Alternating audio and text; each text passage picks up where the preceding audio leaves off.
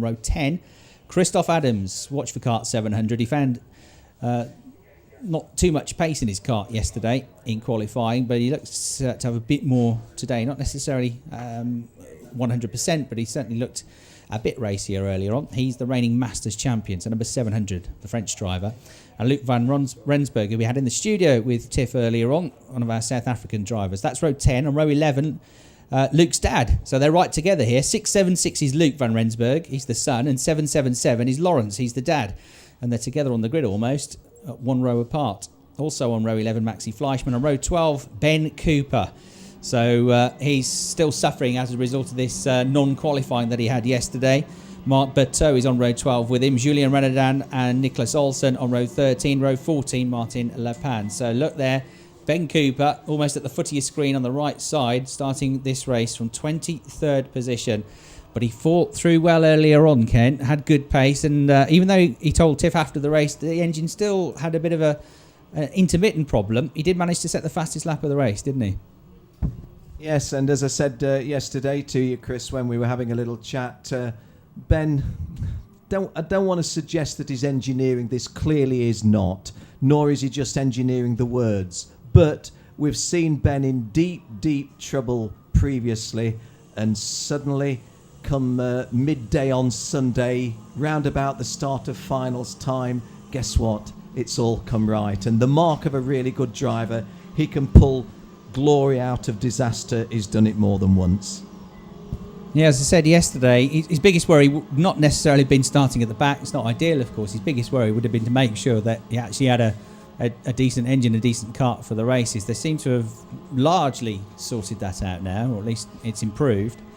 But he knows he can overtake. He knows he's quick enough. He's the world champion. He can come through. And as long as he can get, for that pre-final, maybe the front half of the grid, if he could qualify in the top 15, 16, something like that, then he can still do something from there. He can still make his way through, get good points in the pre-final and have a chance at a win in the grand final. Results of the pre-final determining the grid for the main grand final in the Rotax Euro Challenge. So they're coming toward the end of the second formation lap. There you see them on screen if you're watching at our GMMC TV. If you want to tweet us any messages, we're on Twitter as well, at RGMMC. You want to send a message, we've got another one to read out later on. But for now, let's concentrate on this. Sean Babington there, blue and yellow kart on the front row on pole position. Sandro Lukovic is alongside him. Then we've got Mika Laiho right behind Sean Babington. The orange helmet, green and white race suit. And then the orange and grey colours of Intrepid for Sean Slavin in kart 627.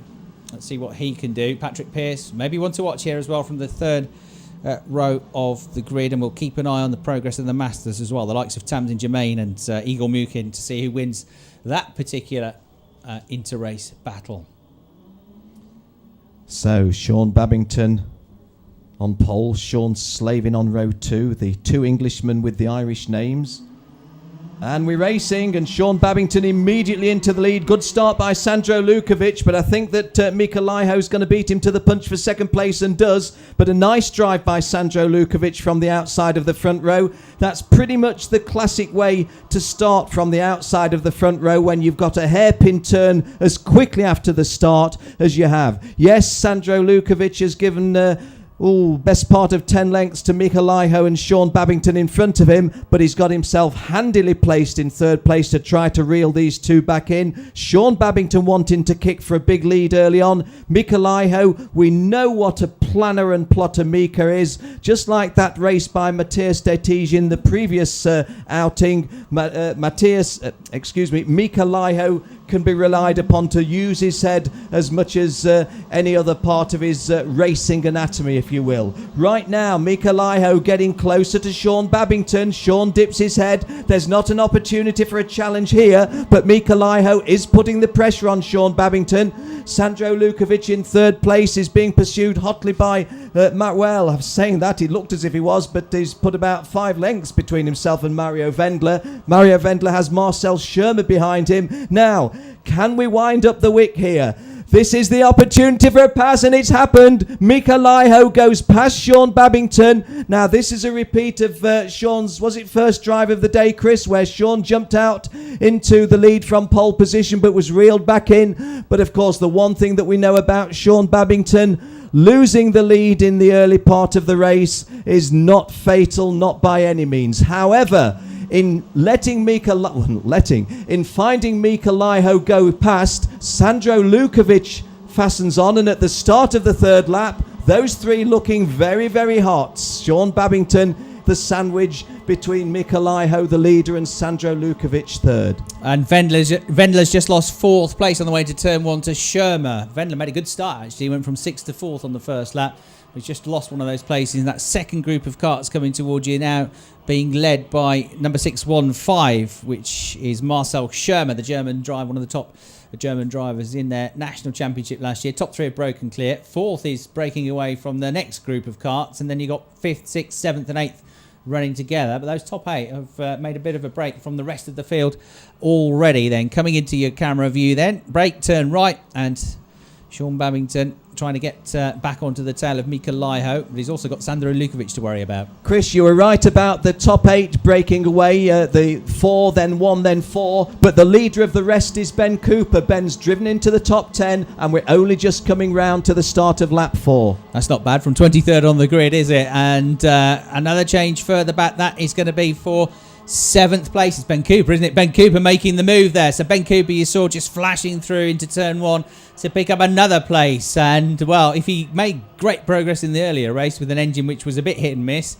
he now is absolutely flying. This happened in the earlier race, though. He flew, got up to 7th or 8th, and then he just sort of held station for a bit. As got on a bit of a plateau then, didn't he? But then the engine picked up again, and it was away again the last couple of laps of the race. And he finished in the top 6, I think, didn't he, in the end?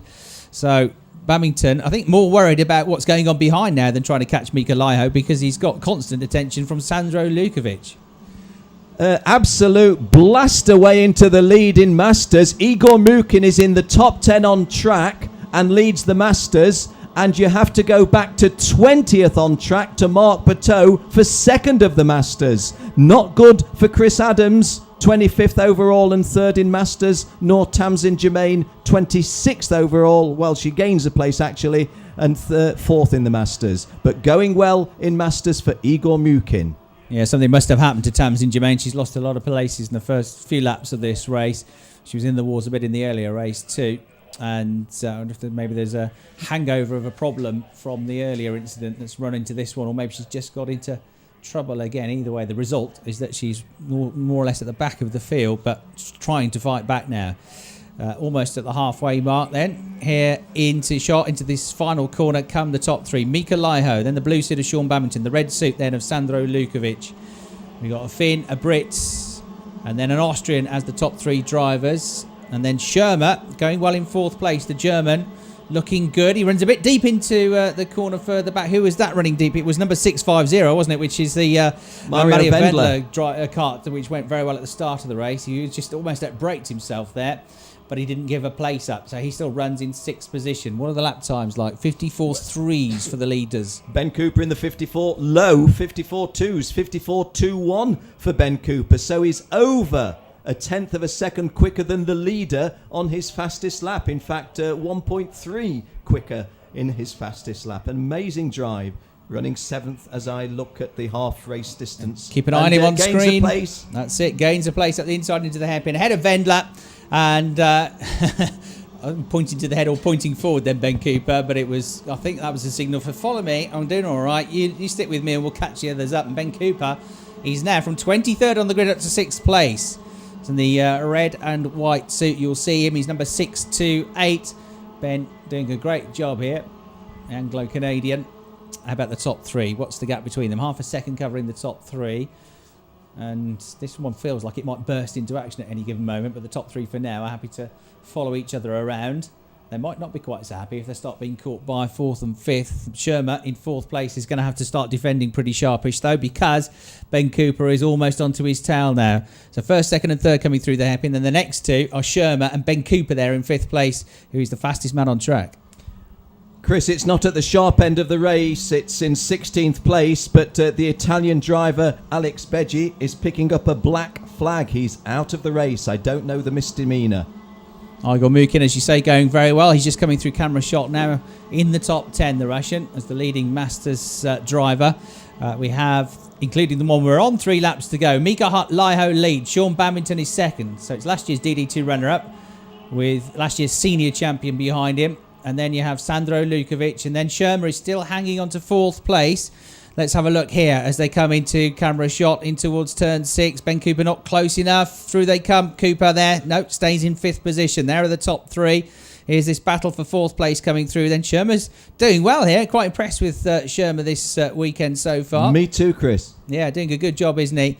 And I do wonder if Fendler's starting to come back at them a little bit as well, just behind. Fendler's last time was 54.56, which is the slowest of the top 7, and he's in 7th place. Slavin there as well. We've forgot to mention he's in front of Cooper still, so he's in 5th place. So Sean Slavin still in the top 5, the top 6 runners go through to start the 8th lap of 10 now. So Laiho leads, Babington second, Lukovic is third, then it's Sherma, then it's Slavin ahead of Cooper now in 5th and 6th positions. Yeah, Sean Slavin would love to get that extra place, wouldn't he, and try and put the hammer down, but the Anglo-Canadian, as you described him, the world number 1, call him what you will, looking menacing for a few more places, perhaps only 2 more, but certainly that looks within his grasp. We are in the final quarter of the race. In fact, we've only got 1.5 laps to go.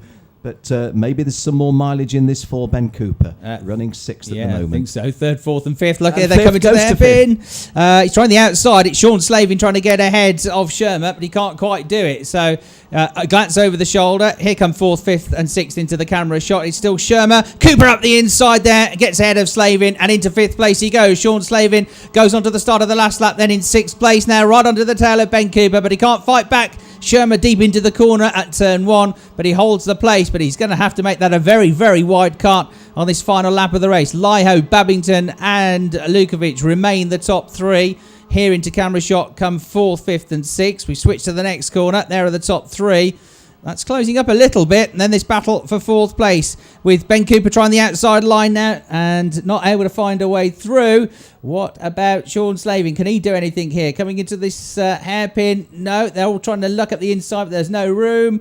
And it's still a battle to be had here for 4th place, but the leader's coming up and towards Cooper the checkered flag. makes the move, the dive on the inside. Ooh, a little bit of contact there. Comes out of the corner. He's done it. Who's going very, very slowly? I'm afraid there is 615. Sherma, Mario Sherma got bolt by all of that.